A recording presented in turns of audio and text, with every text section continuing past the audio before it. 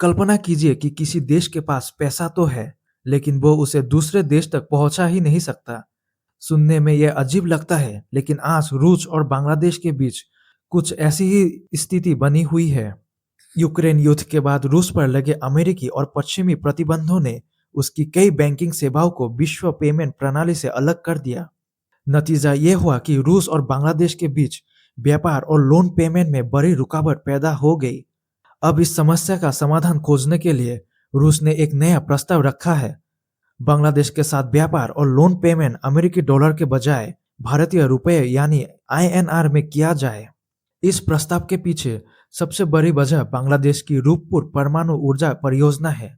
इस परियोजना का निर्माण रूस की सरकारी कंपनी रोसाटॉम कर रही है और इसके लिए रूस ने बांग्लादेश को अरबों डॉलर का लोन दिया है। लेकिन प्रतिबंधों के बाद बांग्लादेश इस लोन की किस्तें सीधे रूस के बैंकों में भेजने में असमर्थ हो गया। फिलहाल पेमेंट बांग्लादेश के बैंक में रूस के नाम से जमा तो किया जा रहा है, लेकिन वो धनराशि रूसी संस्थानों तक पहुंच ही नहीं पा रही। यानी पैसा फंसा हुआ है और दोनों देशों के लिए यह एक गंभीर वित्तीय चुनौती बन चुका है। इससे पहले रूस ने इस समस्या का समाधान चीनी युआन के माध्यम से निकालने की कोशिश की थी, लेकिन अमेरिकी प्रतिबंधों के खतरे को देखते हुए ना तो बांग्लादेशी बैंक और ना ही चीनी बैंक इस व्यवस्था के लिए तैयार हुए। इसके बाद रूस की नज़र भारतीय रुपये पर गई। इसकी वजह भी काफी दिलचस्प है। भारत और रूस पहले से ही अपने व्यापार का एक हिस्सा रुपये में निपटा रहे हैं। रूस के भारतीय बैंकों में वॉस्त्रो अकाउंट्स के जरिए बड़ी मात्रा में रुपए जमा है और वो चाहता है कि इन्हीं रुपयों का इस्तेमाल बांग्लादेश के पेमेंट के लिए किया जाए।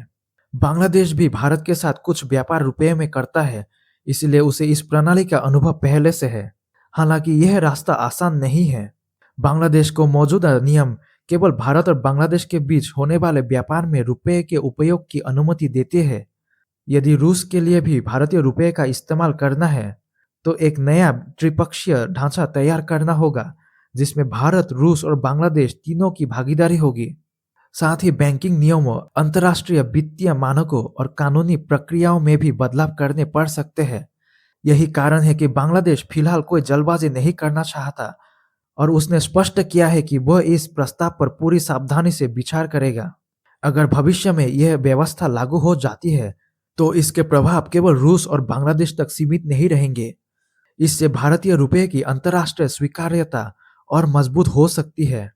रूस के प्रतिबंधों के बावजूद व्यापार जारी रखने का एक नया रास्ता मिलेगा और बांग्लादेश अपनी अटकी हुई लोन पेमेंट समस्या का समाधान खोज सकेगा।